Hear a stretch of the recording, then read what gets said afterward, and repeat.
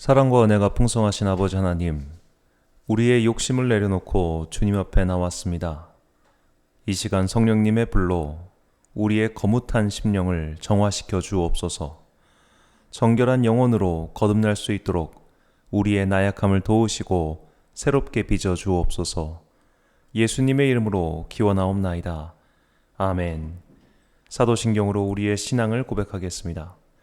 나는 전능하신 아버지 하나님, 천지의 창조주를 믿습니다. 나는 그의 유일하신 아들, 우리 주 예수 그리스도를 믿습니다. 그는 성령으로 잉태되어 동정녀 마리아에게서 나시고 본디오 빌라도에게 고난을 받아 십자가에 못 박혀 죽으시고 장사된 지 사흘 만에 죽은 자 가운데서 다시 살아나셨으며 하늘에 오르시어 전능하신 아버지 하나님 우편에 앉아 계시다가 거기로부터 살아있는 자와 죽은 자를 심판하러 오십니다. 나는 성령을 믿으며 거룩한 공교회와 성도의 교제와 죄를 용서받는 것과 몸의 부활과 영생을 믿습니다. 아멘. 찬송가 23장입니다.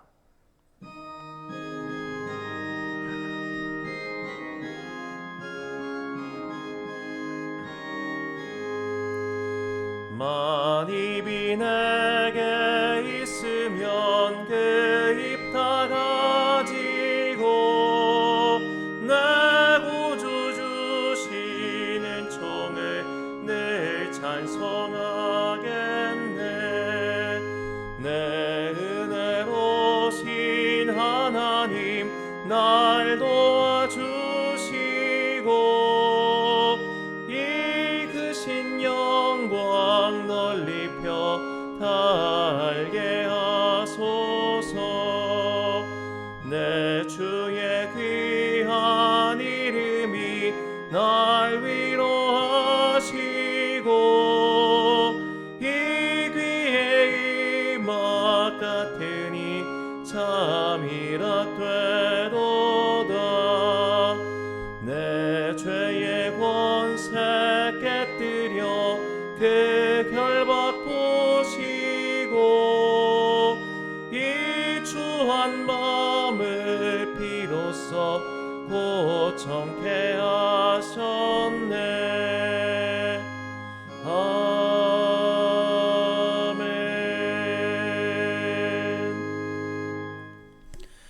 한 주간 동안 하나님과 나만 아는 죄를 고백하며 침묵으로 참회의 기도를 드리겠습니다.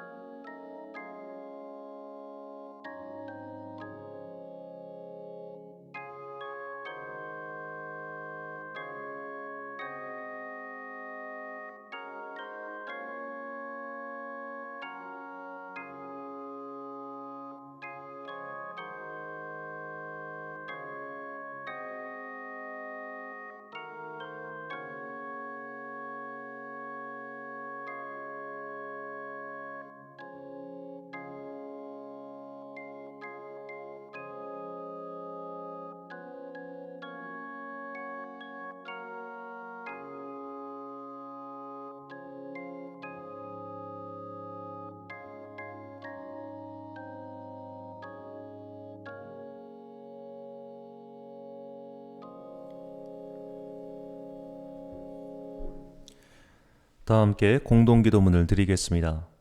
사랑과 은혜가 충만하신 아버지 하나님, 태풍과 질병으로 신음하던 여름이 지나고 결실의 계절 가을이 왔습니다.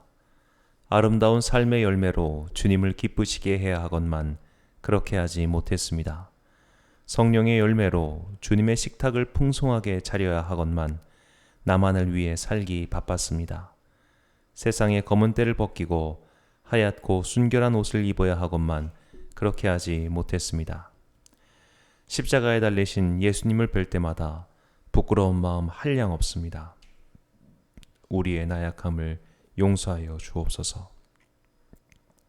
시대와 상황을 탓하지 말고 각자의 자리에서 해야 할 일을 충실하게 감당하며 살게 해주십시오. 벼랑 끝으로 내몰린 가난한 이웃들에게 은총의 빛을 내려 주옵소서. 자신의 아픔에만 함몰되어 이웃을 내버려 두는 자가 아니라 손을 뻗어 사랑으로 구제하는 선한 사마리아인들이 되게 하옵소서. 주님의 은총과 자비를 구하며 주님께서 가르쳐 주신 기도를 드리오니 하늘에 계신 우리 아버지, 아버지의 이름을 거룩하게 하시며 아버지의 나라가 오게 하시며 아버지의 뜻이 하늘에서 이루어진 것 같이 땅에서도 이루어지게 하소서. 오늘 우리에게 일용할 양식을 주시고 우리가 우리에게 잘못한 사람을 용서하여 준 것 같이 우리의 죄를 용서하여 주시고 우리를 시험에 빠지지 않게 하시고 악에서 구하소서. 나라와 권능과 영광이 영원히 아버지의 것입니다. 아멘. 사죄의 선언입니다. 온전히 아름다운 시온에서 하나님이 빛을 비추셨도다. 우리 하나님이 오사 잠잠하지 아니하시니 그 앞에는 삼키는 불이 있고 그 사방에는 광풍이 불리로다. 아멘. 성도는 여호와의 그날을 바라보는 자들입니다. 그날이 올 때까지 등불을 켜고 기다리는 신부의 마음으로 예배의 자리, 주님을 만나는 자리를 지키시기 바랍니다. 주님과 다시 만날 그 자리에서 마침내 주님께 칭찬 듣는 참 성도들이 되시길 간절히 소망합니다. 교독문 29번, 시편 65편을 함께 교독하시겠습니다. 하나님이여, 찬송이 시온에서 주를 기다리오며 사람이 소원을 주께 이행하리이다. 기도를 들으시는 주여, 모든 육체가 주께 나아오리이다. 죄악이 나를 이겼사오니 우리의 허물을 주께서 사하시리이다. 주께서 택하시고 가까이 오게 하사 주의 뜰에 살게 하신 사람은 복이 있나이다. 우리가 주의 집 곧 주의 성전의 아름다움으로 만족하리이다. 땅을 돌보사 물을 대어 심히 윤택하게 하시며 하나님이 강에 물이 가득하게 하시고 이같이 땅을 예비하신 후에 그들에게 곡식을 주시나이다. 초장은 양떼로 옷 입었고 골짜기는 곡식으로 덮였음에 그들이 다 즐거이 외치고 또 노래하나이다. 아멘. 찬송가 407장 찬양하겠습니다.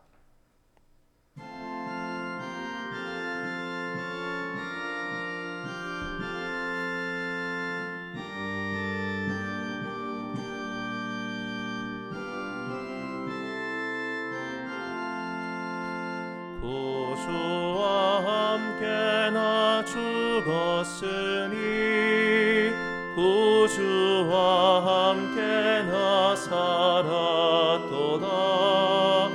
영광의 그날이 이르도록 언제나 주만 바라봅니다. 언제나 주는 날 사랑하사 언제나 새 생명 주시나니 영광의 그날에 이르도록 언제나 주만 바라봅니다. 마음속에 시험을 받을 때와 무거운 근심이 있을 때에 주께서 그때도 같이 하사 언제나 나를 도와주시네. 언제나 주는 날 사랑하사 언제나 새 생명 주시나니 영광의 그날에 이르도록 언제나 주만 바라봅니다. 뼈 아픈 눈물을 흘릴 때와 쓰라린 마음으로 탄식할 때 주께서 그때도 같이 하사 언제나 나를 생각하시네. 언제나 주는 날 사랑하사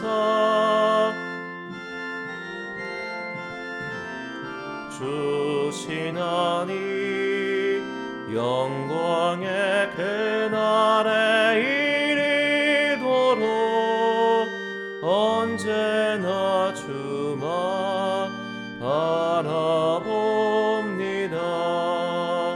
내 몸의 약함을 아시는 주, 못 고칠 질병이 아주 없네. 괴로운 날이나 기쁠 때나 언제나 나와 함께 하시네. 언제나 주는 날 사랑하사 언제나 새 생명 주시나니 영광의 그날에 이르도록 언제나 주만 바라봅니다. 아멘.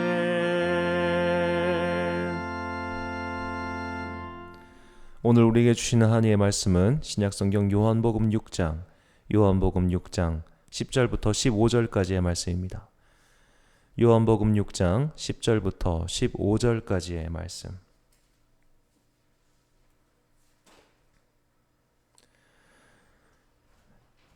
이제 봉독하겠습니다. 하나님의 말씀을 경청하십시오. 예수께서 이르시되 이 사람들로 앉게 하라 하시니 그곳에 잔디가 많은지라 사람들이 앉으니 수가 5,000명쯤 되더라. 예수께서 떡을 가져 축사하신 후에 앉아있는 자들에게 나눠주시고 물고기도 그렇게 그들의 원대로 주시니라. 그들이 배부른 후에 예수께서 제자들에게 이르시되 남은 조각을 거두고 버리는 것이 없게 하라 하시므로 이에 거두니 보리떡 5개로 먹고 남은 조각이 12바구니에 찼더라. 그 사람들이 예수께서 행하신 이 표적을 보고 말하되 이는 참으로 세상에 오실 그 선지자라 하더라. 그러므로 예수께서 그들이 와서 자기를 억지로 붙들어 임금으로 삼으려는 줄 아시고 다시 혼자 산으로 떠나가시니라. 아멘. 믿음의 거리두기란 제목으로 하나님의 말씀 선포하겠습니다. 출애굽 공동체의 이야기입니다. 요셉이 죽은 후 그를 모르는 세대가 등장합니다. 요셉을 모르는 이집트의 왕 파라오는 합법적인 절차를 거쳐 이민을 온 이스라엘 민족을 노예로 삼았습니다. 노예로 전락한 그들은 무려 400년의 세월 동안 노예 생활을 했습니다. 이집트가 강성해지면 강성해질수록 그들의 노동 강도는 가중되었습니다. 제국의 힘이 불어날수록 더 크고 화려한 건물을 지었고 그 건물을 지을 노동력은 착취당했습니다. 이스라엘 민족의 부르짖음이 하나님께 들렸습니다. 하나님께서는 그들의 부르짖음에 응답하셨습니다. 그래서 모세를 택하셔서 그들을 이끌고 약속의 땅으로 돌아오게 하셨습니다. 그런데 그 여정 곳곳에서 그들은 암초를 만납니다. 그 암초는 바닥에 깔려 있던 게 아니었습니다. 원래 있던 것이 아니었습니다. 그들 스스로 만들어낸 암초, 즉 불평이었습니다. 처음에는 물이 없다고 아우성이었습니다. 이건 공감할 수 있습니다. 먹지 못하는 것보다 훨씬 힘든 것이 물이 없는 거죠. 물을 달라고 외치자 물을 주셨습니다. 또 다른 문제가 생긴 겁니다. 이제는 먹을 것이 문제였습니다. 이집트에 있을 때는 잘 먹었습니다. 노예한테 아무것도 안 주면 공사를 못합니다. 이집트의 관리자들은 효율적인 공사 진행을 위해서 휴식도 주고 먹을 것도 줬습니다. 그러나 광야는 그런 먹을 것이 없었던 겁니다. 이집트는 풍요로운 나라였습니다.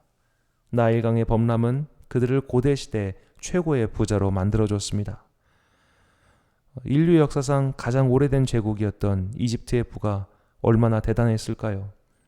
그래서 이스라엘 백성은 비록 노예였지만 수준 있는 노예 생활을 한 셈입니다. 이런 비교가 어떨까 싶습니다만 우리나라 학생들도 죽겠다 하지만 아프가니스탄 같은 나라의 학생들보다 힘들까요? 하나님께서 이스라엘 백성을 이집트의 소나기에서 건지신 것은 그들이 당시 세계에서 가장 힘들고 괴로웠던 민족이었기 때문이 아닙니다.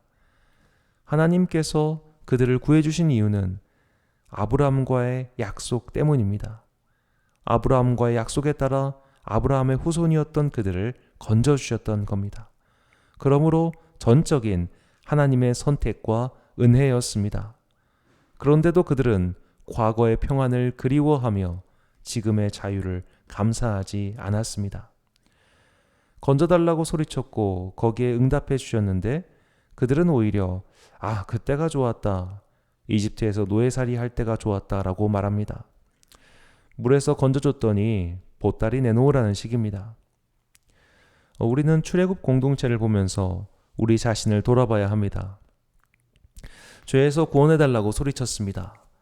죄의 쓴뿌리를 본 순간 견딜 수 없어서 이 죄에서 나를 구원해달라고 기도했습니다. 그래서 예수 그리스도의 보혈 은혜로 구원받았습니다. 지상나라의 백성에서 하늘나라의 백성으로 신분이 변화되었습니다. 이게 최고의 복이며 은혜라고 고백도 했습니다. 그런데 막상 위기가 닥쳐오니 삶이 어려워지니 불평합니다. 심지어 믿음의 길을 포기하기도 합니다. 왜 이렇게 되었을까요? 첫째로 그동안 잘못된 복음이 전해졌기 때문입니다. 소위 번영 신학이 문제였습니다. 번영과 안녕만을 강조하고 그렇게 될 것이라 현혹했습니다. 예수 믿으면 잘 된다는 겁니다. 물론 그럴 수도 있습니다. 그러나 성경은 그런 사람들을 별로 소개하지 않습니다. 오히려 성경은 하나님의 길을 건너라 고통당한 사람들, 예수님을 믿어서 인생이 피곤해진 사람들이 훨씬 많이 나옵니다. 둘째로 욕망을 포기하지 못했기 때문입니다.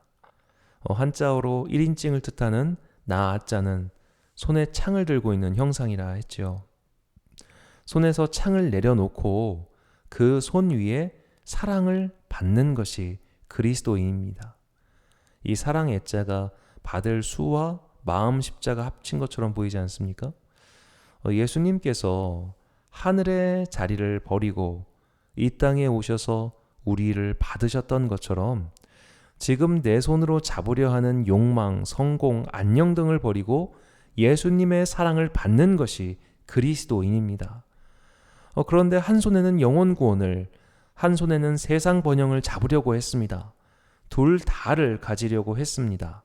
더 욕심을 부렸습니다.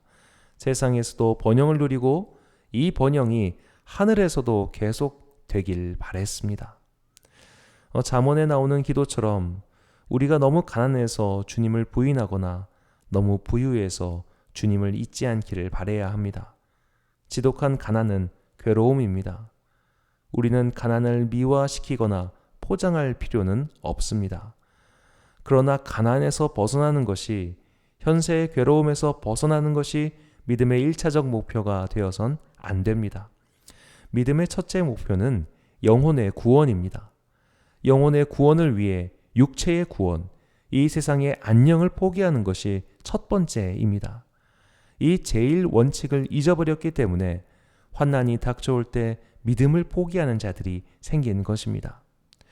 오늘 본문은 양쪽을 다 취하려고 했던 사람들, 특히 이 세상의 안녕을 먼저 원했던 사람들의 이야기가 나옵니다. 예수님께서 오병이어의 기적을 일으키셨습니다. 이것은 하늘나라의 예표였습니다.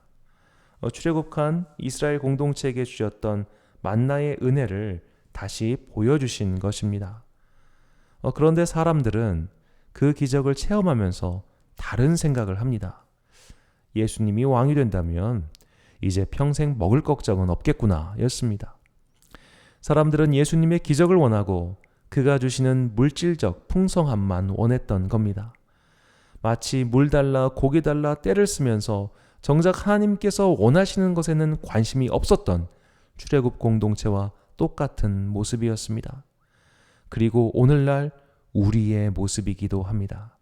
기적을 바라고 풍성함만 바라는 우리의 신앙 모습 말입니다. 주제 사라마우가 쓴 예수복음에는 이런 장면이 나옵니다. 이 소설가의 각색을 보면 예수님께서 제자들에게 보여주신 기적, 그 바다에 그물을 던지니 물고기가 그물이 찢어질 정도로 잡혔던 기적이 한 번 있었던 것이 아닌 걸로 나옵니다. 예수님께서 던지라는 곳에 그물을 던지면 계속 물고기가 잡혔습니다. 그래서 제자들은 예수님께서 이제 그물과 고기잡이 배를 버리고 예루살렘으로 가자고 하실 때 굉장히 아쉬워합니다. 당장의 이득을 포기하기 힘들어 합니다. 그래도 제자들은 이제 결단을 내리고 포기를 합니다. 왜 그랬냐면 더 큰 이득을 노렸기 때문입니다. 이제 예수님께서 예루살렘으로 가셔서 왕으로 등극하시면 더 큰 영광과 권세가 주어질 것이라고 생각했기에 생계의 수단을 내려놓았습니다. 마치 황금알을 낳는 거위의 배를 가르는 것처럼 어리석은 행동이었죠. 예수님께서 가실 길은 십자가의 길이고 죽음의 길인데 그들은 영광의 길만 생각했습니다. 더 많은 황금이 자신들을 기다리고 있을 거라 생각했습니다.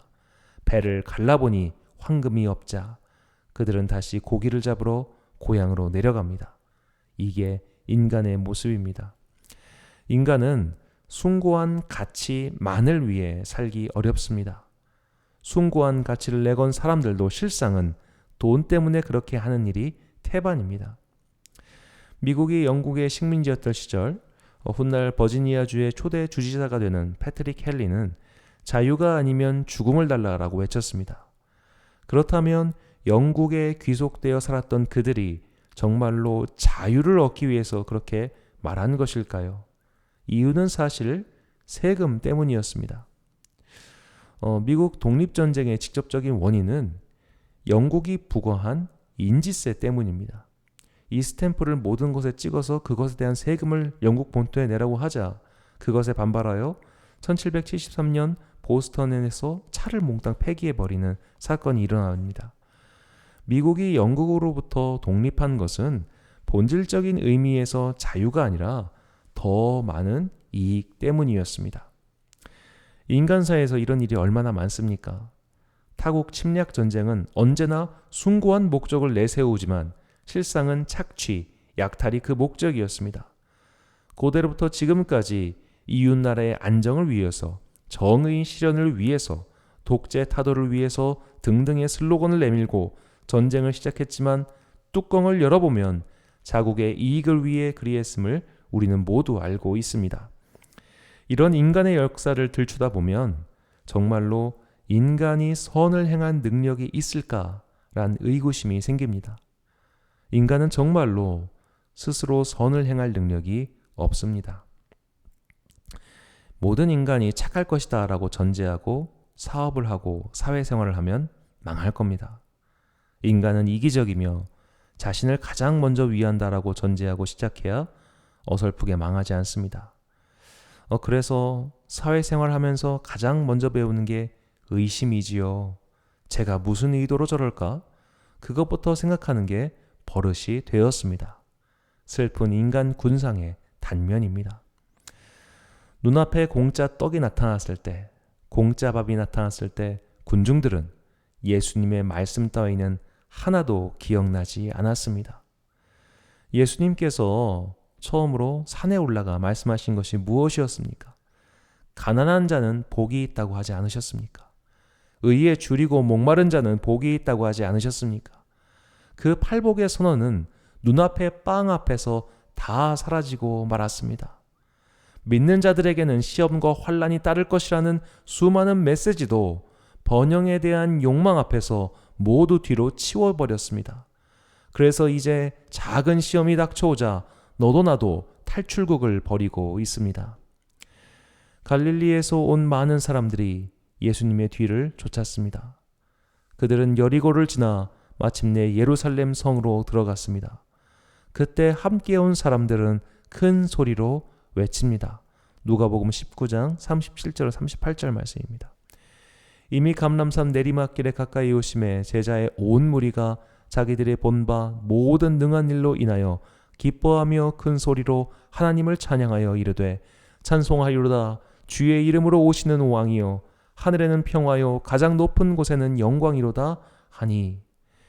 예수님께서 예루살렘으로 들어가실 때 환호성을 지른 사람들은 예수님을 따라다니던 무리들이었습니다. 예루살렘에 살던 사람들이 예수님의 소식을 듣고 환영한 게 아닙니다. 예루살렘 사람들은 예수님을 그저 세상을 시끄럽게 만드는 갈릴리 무리들의 우두머리 정도로 인식했을 뿐입니다. 갈릴리에서부터 온 사람들, 그들은 예수님의 기적을 봤습니다. 물이 포도주가 되었습니다. 하반신 마비였던 사람이 고쳐졌습니다. 손이 마른 사람이 펴졌습니다. 무에서 유를 창조하셨습니다. 아무것도 없는 들판에서 5,000명이 먹고 음식이 남았습니다. 이런 초자연적인 기적을 체험하고 기대에 가득 찬 무리가 환호성을 질렀습니다. 그렇게 예수님은 예루살렘으로 들어가셨습니다. 이걸 종려주일이라고 합니다. 전통적으로 종려주일 그리고 다음부터 이어주는 고난주간 동안 예수님의 행적은 다음과 같습니다. 주일에 예루살렘으로 들어가셨다고 하고요.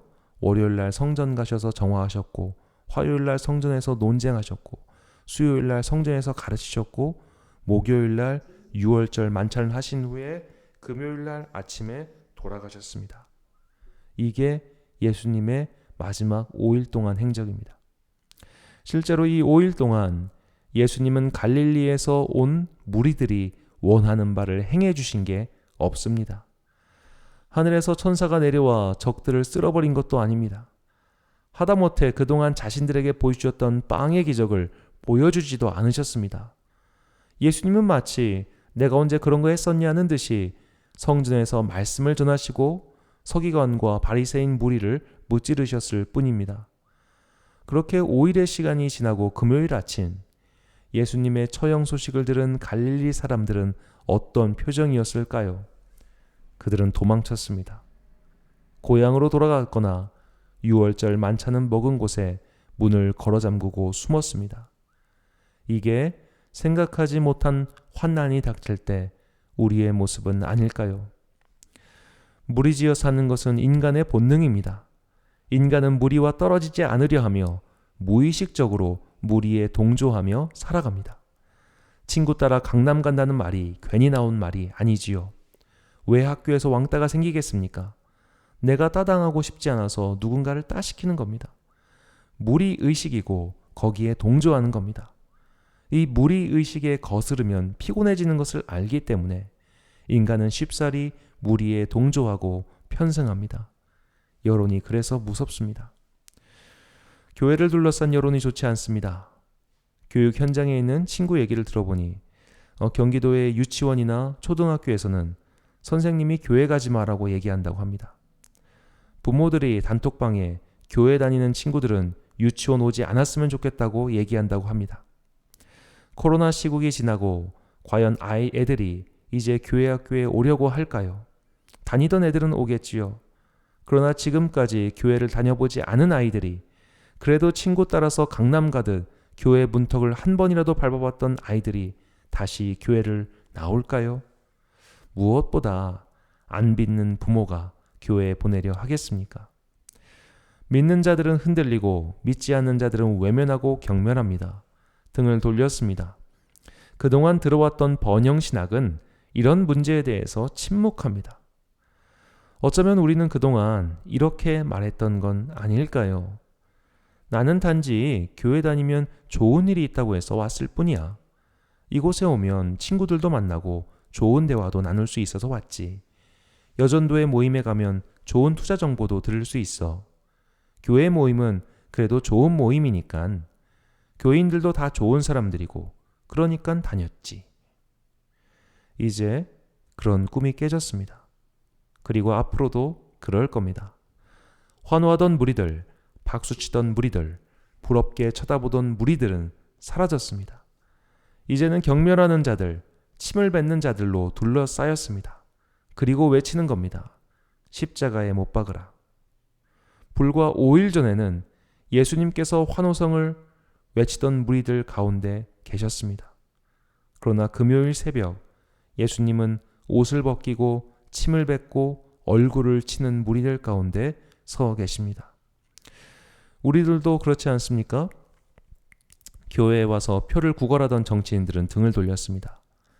대형 교회를 찾아다니며 도움을 구하던 지방 관할 공무원들도 입을 다물었습니다. 한국 사회에서 개신교회가 했던 모든 공은 삭제되었습니다. 3.1 운동이 개신교회 측에 절대적인 역할이 있었기 때문에 가능했다는 것을 기독교인들도 잘 모릅니다.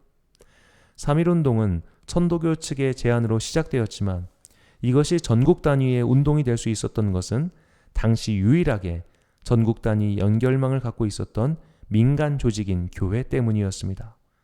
이런 것을 누가 가르쳐주고 배웁니까? 개신교회의 선한 역할은 교과서에서 모두 삭제되었습니다. 환호성은 사라졌고 비난과 멸시와 모욕의 한가운데에 서 있습니다. 어떻게 해야 할까요? 빵을 줄 때는 환호했던 자들이 침묵할 때, 빵이 있을 때는 박수쳤던 자들이 등을 돌릴 때 우리는 어떻게 해야 할까요? 대중의 반응에 대한 예수님의 행동이 오늘 우리에게 주시는 메시지입니다. 본문 15절입니다. 그러므로 예수께서 그들이 와서 자기를 억지로 붙들어 임금으로 삼으려는 줄 아시고 다시 혼자 산으로 떠나 가시니라. 예수님은 무리를 떠나셨습니다. 예수님은 환호와 열기에 취하지 않으셨습니다. 반대로 예수님은 멸시와 조롱에도 마음이 꺾이지 않으셨습니다. 예수님은 항상 무리와 떨어져서 떠나셨기 때문입니다. 떠나다라고 번역한 헬라어 아나코레오는 요한복음에서 한 번밖에 나오지 않습니다. 그래서 마치 예수님이 이 사건에서만 사람들을 피하신 것처럼 나오지만 마태복음까지 연결해서 보면 그렇지 않습니다.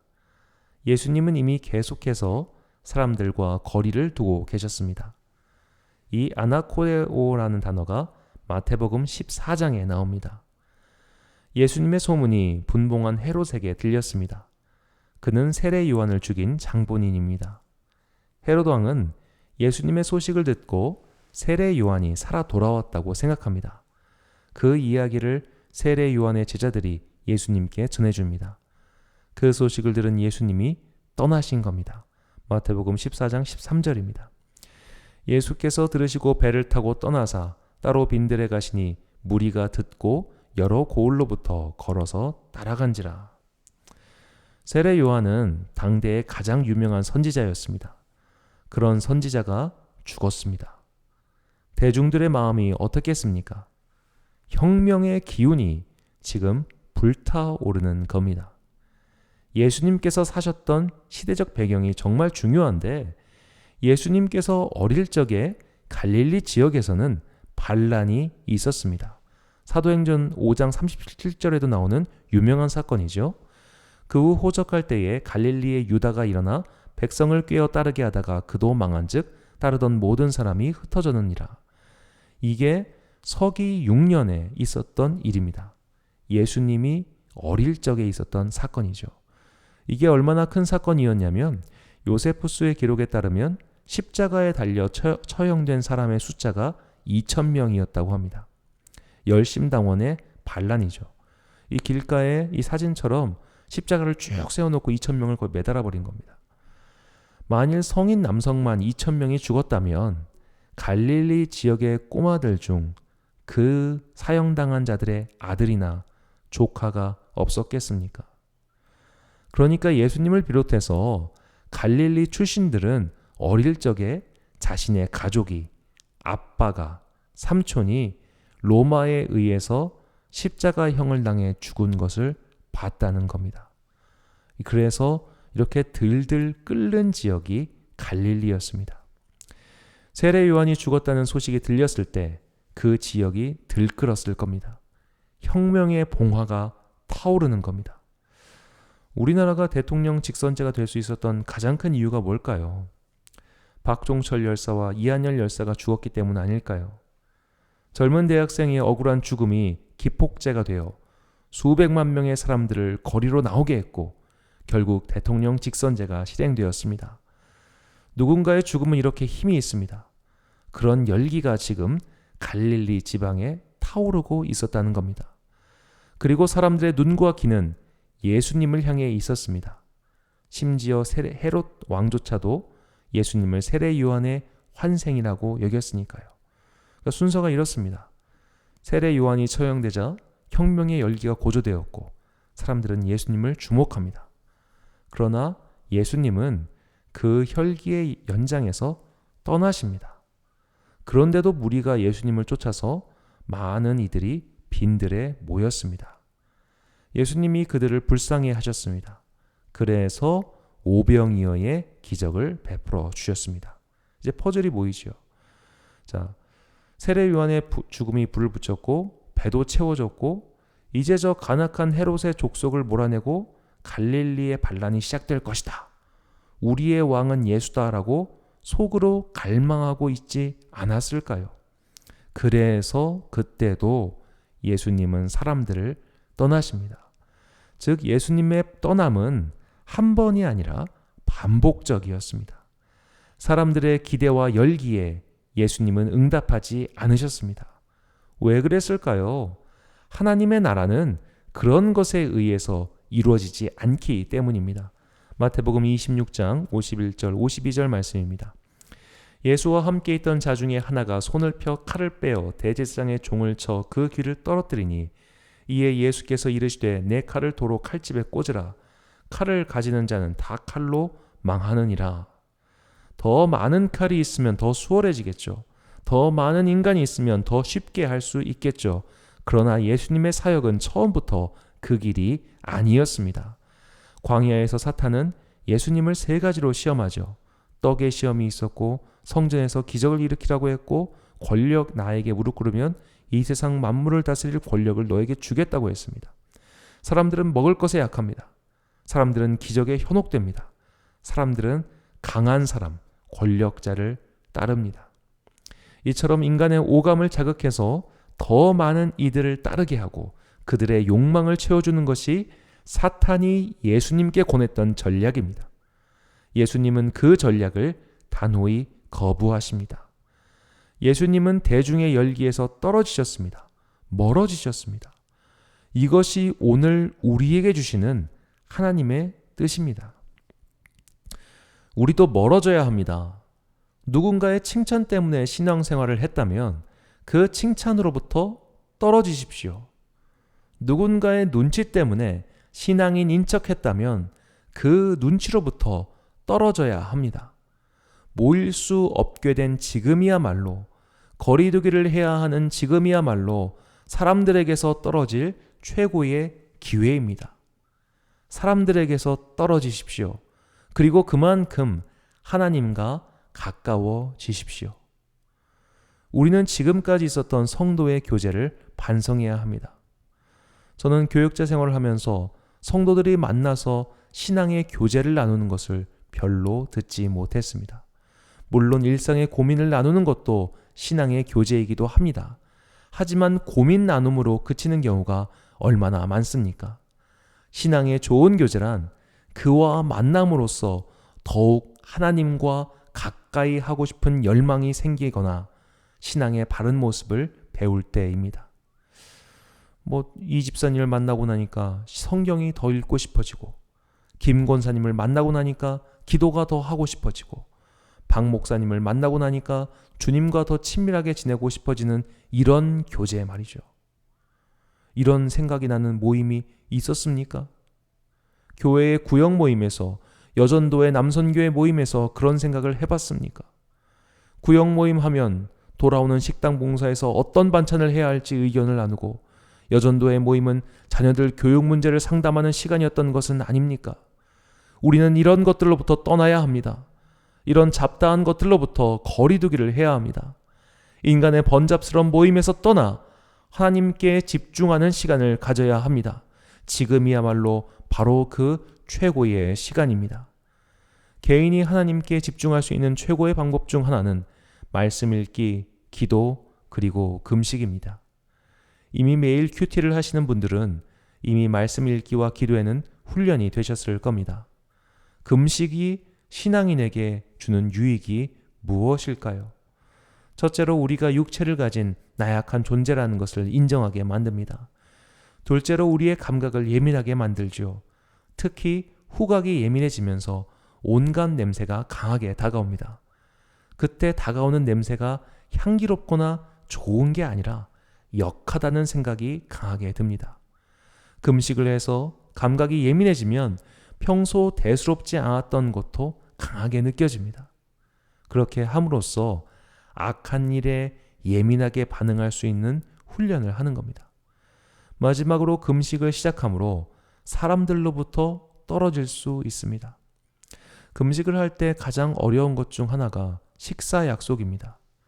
특히 거절할 수 없는 식사 약속이 있습니다. 그럴 때마다 금식이 끊깁니다. 바꿔 말하면 금식이야말로 사람들로부터 거리를 두고 하나님께만 집중할 수 있는 신앙 훈련이라는 겁니다. 사람들의 반응에서 떨어지십시오. 그리고 하나님께 집중하는 시간을 더 많이 가지십시오. 사회적 거리두기를 영적으로 쓸데없는 것들로부터 거리두기로 승화시키십시오. 그렇게 거리를 두면 둘수록 우리의 영혼은 정금같이 아름답게 변화되어 환난 날에 하나님께서 쓰실 정결한 그릇이 될 것입니다. 모두가 바벨론의 식기에 담긴 그들의 고기를 먹을 때 다니엘, 하나냐, 미사엘, 아사랴는 그 음식을 거부했습니다. 영적으로 나쁜 것들과 거리를 두면서 살았던 그들은 정결한 그릇이 되었고 하나님께서 그들에게 특별한 지혜를 주셨습니다. 그들은 그 지혜와 능력으로 승승장구하며 살지 않았습니다. 그들은 끝까지 나쁜 것과 악한 것들과 거리를 두었고 그때마다 위기가 닥쳤습니다. 불구덩이에 들어갔고 사자들의 굴에 갇혔습니다. 그러나 하나님은 모든 환난에서 그들을 건지셨습니다. 성도의 인내가 바로 여기에 있습니다. 무리를 지어야 살 수 있다는 본능 때문에 우리는 사람들을 따라갑니다. 대중의 환호에 취하기도 하고 대중의 분노에 몸둘 바를 몰라 합니다. 이때 우리는 대중과 거리두기를 해야 합니다. 어차피 성도는 사람들에게 고통당하고 환난당하고 죽임당할 것이기 때문입니다. 그때가 지금이든 나중이든 말이죠. 성도는 다가올 마지막 환난을 준비하는 자들입니다. 언제든 고난이 닥치면 맞설 마음의 자세를 취하는 자들입니다. 훌륭한 군인은 훈련한 대로 싸우고 싸우는 대로 훈련합니다. 언젠가 닥칠 환난, 언젠가 반드시 올 그날을 대비하여 오늘 영적 거리두기를 실천합시다. 필요 없는 것들로부터 멀어지십시오. 사람들의 환호와 관심, 눈치로부터 멀어지십시오. 반대로 사람들의 경멸과 멸시, 조롱에도 흔들리지 말고 떨어지십시오. 오직 하나님께 집중하시고 하나님께 집중하는 것은 빵이나 영광이 아니라 십자가를 바라보는 것입니다. 십자가를 바라보는 사람들은 환호에 취하지 않습니다. 멸시와 조롱에도 굴하지 않습니다. 그들은 영광과 번영을 얻고자 예수님을 믿지 않았기 때문이지요. 참된 구원이 십자가에 달리신 예수님께 있음을 알았기에 오늘 나의 삶에 멸시와 조롱의 십자가가 온다 할지라도 여태까지 신앙의 순교자들은 그런 것을 개의치 않았습니다. 대중의 칼과 창이, 대중의 못과 망치가 내 손에 박히는 것을 두려워하지 않았습니다. 그렇게 대중과 거리를 두고 세상과 거리를 두고 영적으로 나쁜 것들과 거리를 뒀습니다. 그 거리두기를 한 만큼 순교자들은, 위대한 신앙의 선조들은 하나님과 더욱 가까워졌습니다. 종교개혁자 마르틴 루터의 이야기입니다. 1517년 95개조의 가톨릭 신학 반박문을 내건 후 독일은 시끌벅적해졌습니다. 누군가는 루터에 동조했고 누군가는 루터를 죽이려 했습니다. 자신이 다스리던 독일이 시끄러워지는 것을 원하지 않았던 신성 로마 제국의 황제 카를 5세는 보름스라는 곳으로 루터를 소환합니다. 그곳에서 루터에게 자신의 주장을 철회할 것을 강요한 것이죠. 루터의 친구들은 그곳에 가면 화형을 당하거나 잡혀서 죽을 것이니 가지 말라고 합니다. 그러나 루터는 보름스를 향해 떠납니다. 자신을 지지해주는 무리를 떠나 완전한 고독과 닥쳐오는 죽음의 공포 속에서 루터는 십자가를 깊이 묵상합니다. 그리고 참된 믿음은 오직 십자가에 있다는 증거를 발견합니다. 이후 루터는 제국을 다스리는 황제와 귀족들 앞에 섭니다. 그곳에서 당당하게 로마 가톨릭의 신학에는 문제가 있으며 교회의 권위보다 성경의 권위가 가장 위라고 선언합니다. 루터는 이렇게 말했습니다. 성서의 증거와 명백한 이성에 비추어 나의 유죄가 증명되지 않는 이상 나는 교황과 공의의 권위를 인정하지 않겠습니다. 사실 이 둘은 오류를 범하여 왔고 또 서로 엇갈린 주장을 펴왔습니다. 내 양심은 하나님의 말씀에 사로잡혀 있습니다. 나는 아무것도 처리할 수 없고 또 그럴 생각도 없습니다. 왜냐하면 양심에 반해서 행동하는 것은 안전하지도 못할 뿐만 아니라 현명한 일도 아니기 때문입니다. 나는 이곳에 서 있습니다. 나는 더 이상 대답할 것이 없습니다. 주여 저를 도우소서. 아멘.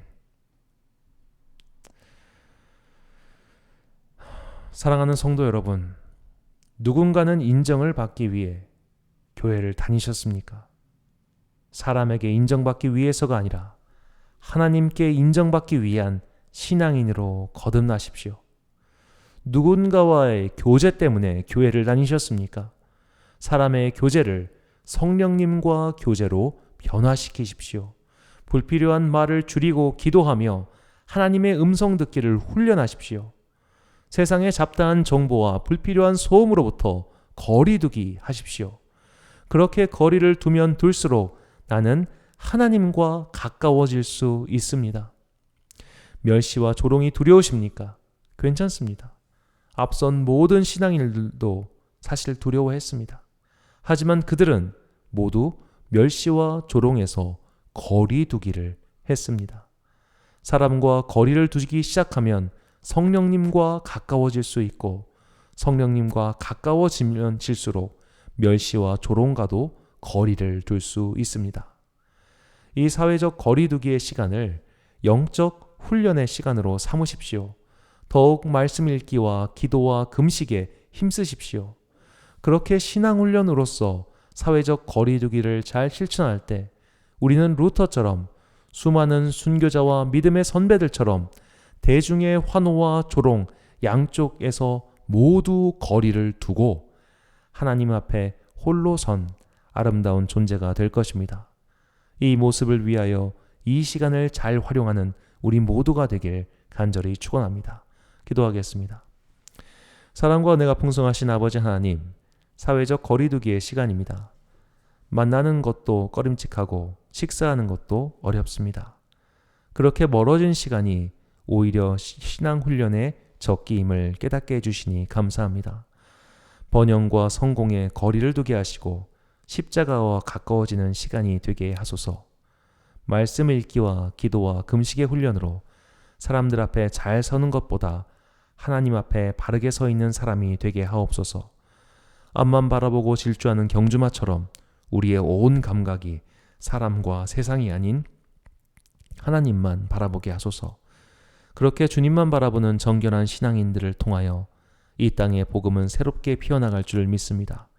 그 일에 우리를 사용하시고 우리 교회를 사용하여 주옵소서. 예수님의 이름으로 기도하옵나이다. 아멘.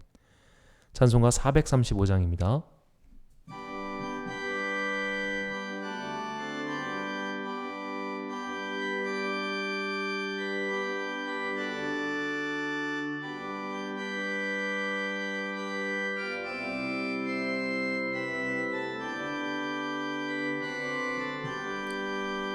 나의 영원하신 기업 생명보다 귀하다. 나의 갈 길 나가도록 나와도 행하소서.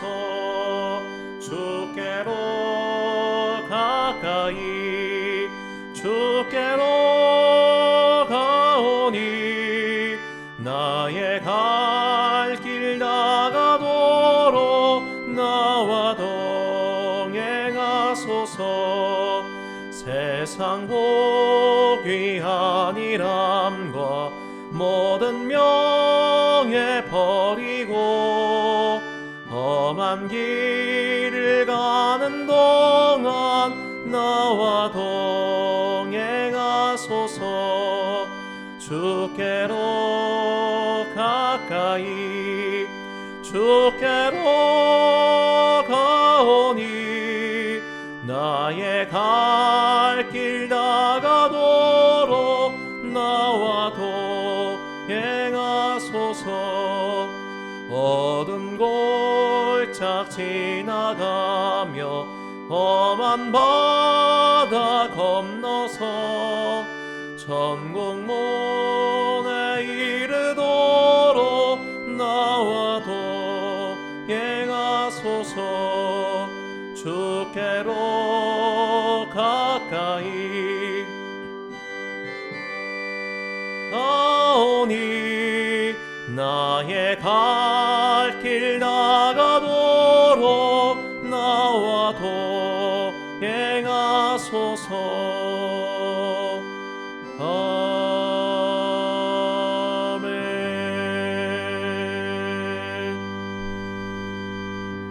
예, 지난주 봉헌하신 분들입니다. 김종학 집사님 가정에서 주정헌금 하셨습니다. 11조 김순인 권사님께서 해주셨습니다. 감사합니다. 특별헌금 김양희 권사님 그리고 대전 세안교회에서 해주셨습니다. 정말 한 주도 빠짐없이 이렇게 특별헌금으로 하나님께 영광 돌리시고 또 특별한 위로를 전해주셔서 감사합니다. 주님의 풍성한 은혜가 모든 교우님들과 또 마음으로 저희를 응원해 주시는 모든 분들에게 함께 하시기를 간절히 소망합니다. 봉헌기도 드리도록 하겠습니다. 사랑과 은혜가 풍성하신 아버지 하나님, 엘리야가 로뎀나무 아래에서 주님의 은총으로 먹으며 힘을 회복하였듯이 오늘도 원근각처에서 돕는 손길들을 보내시어 입히시고 먹여주시니 감사합니다. 우리 각 사람이 한 그루의 로뎀나무가 되어 오늘도 유리방황하는 모든 영혼들에게 영혼의 쉼터를 제공하게 하옵소서. 불안과 공포로 우리의 감각을 마비시키고 지배하려는 세상에 맞서 싸울 수 있는 믿음을 주옵소서. 파수꾼의 나팔 소리와 거짓 교사들의 소리를 분별하는 지혜 또한 허락하여 주옵소서. 그리하여 마지막 날이 올 때까지 순결한 주의 백성으로 남아 주님 앞에서 상찬받는 성도가 되게 하옵소서. 오늘도 삶의 자리에서 정성껏 준비한 예물을 주님께 바칩니다. 이 예물을 축사하시고 오병이어의 은총을 내려 주옵소서. 그 은총을 받아 나만 누리는 것이 아니라 주님께서 심으신 한 그루의 나무가 되게 하옵소서. 날마다 우리의 삶을 하늘의 신령한 것과 땅의 풍성한 것으로 채워 주옵소서. 우리가 이 예물을 바치는 것은 나의 마음이 이 세상에서 돈과 명예, 성공에 있지 아니하고 하나님 나라에 있음을 증거함이오니 이 예물을 기뻐 받아 주옵소서. 우리는 부족하지만 하나님의 능력을 믿사오니 약한 우리를 사용하시어 하나님 나라의 위대한 뜻이 이루어지게 하옵소서. 예수님의 이름으로 기도하옵나이다. 아멘. 파송의 말씀 드리겠습니다.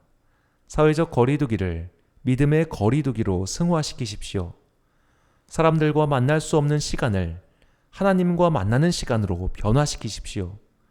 성도의 삶은 이 세상 떠나는 그 순간까지 마지막 환란을 준비하는 훈련의 시간임을 잊지 마십시오. 마지막 때까지 거룩하고 때묻지 않은 옷을 입고 주님께 칭찬받는 참 성도들이 되시길 소망합니다. 축도로 예배를 마치겠습니다.